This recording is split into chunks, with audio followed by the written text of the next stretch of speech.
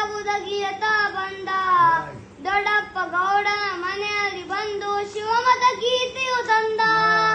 ದೊಡ್ಡಪ್ಪ ಗೌಡನ ಮನೆಯಲ್ಲಿ ಬಂದು ಶಿವಮತ ಗೀತೆಯು ತಂದ ಶಿವಮತ ಗೀತೆಯು ತಂದ